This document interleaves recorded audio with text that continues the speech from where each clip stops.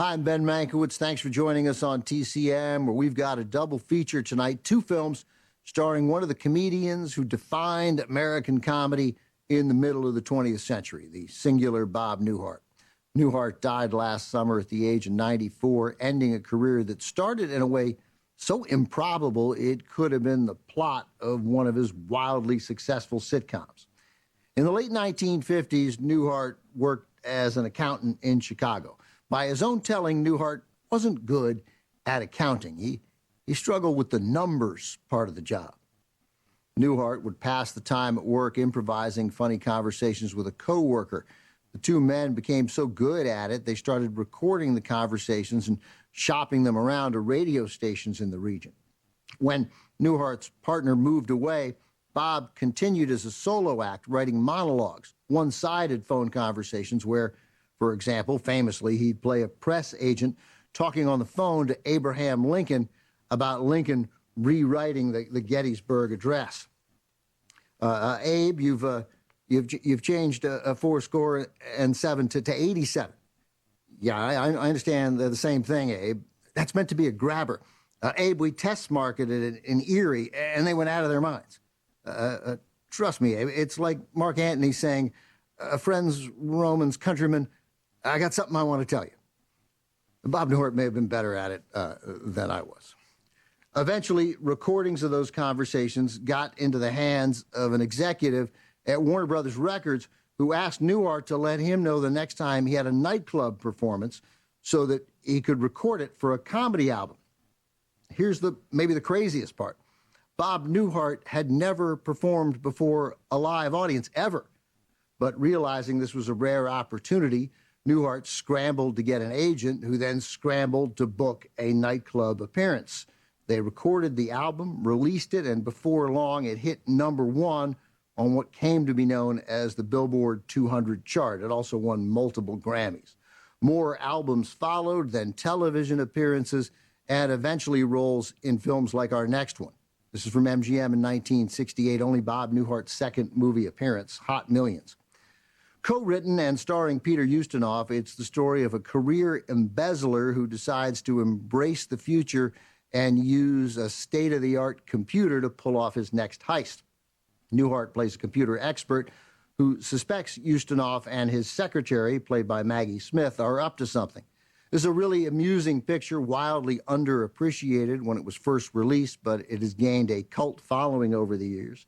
It's an intentional throwback to movies like The Lavender Hill Mob and The Lady Killers that Ustinov's friend Alec Guinness had made in England over a decade earlier.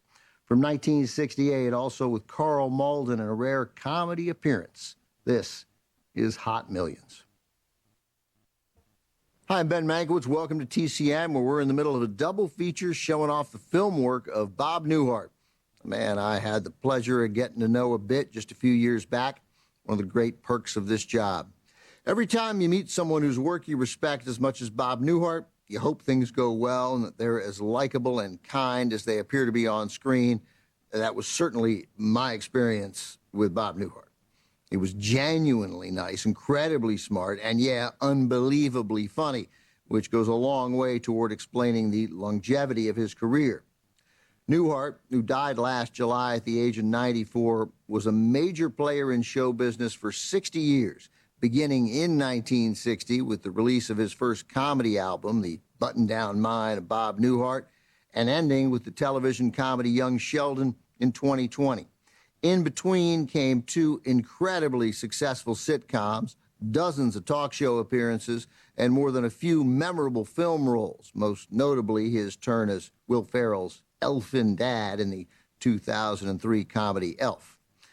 You don't have a career like that unless people like having you around, which brings me to our next film, a sprawling World War II satire featuring an ensemble cast specifically assembled by the film's director because he wanted to have nice people to work with one exception. From Paramount in 1970, this is the TCM premiere of Catch-22. The film is based on a complicated novel by Joseph Heller with a screenplay by Buck Henry. The director, Mike Nichols, making just his third film after Who's Afraid of Virginia Woolf and The Graduate, knew that adapting Catch-22 was going to be a serious challenge. Long weeks of location shooting in a desolate area in Mexico, complex aerial shots of World War II-era bombers, and a story specifically designed to circle in on itself, which is akin to what the title means, Catch-22. Because Nichols knew this film would be tough to make, he tried to cast people he knew would get along with each other, people he'd worked with before, friends, or actors who had a good reputation for being pleasant, like Bob Newhart.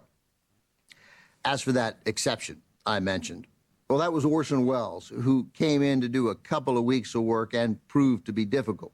Mike Nichols revered Welles as a filmmaker, so for Nichols, the challenges of working with Welles and dealing with his entourage were well worth it.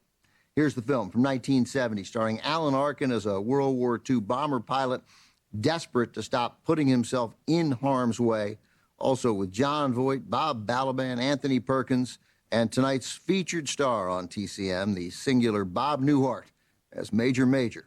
This is Catch-22.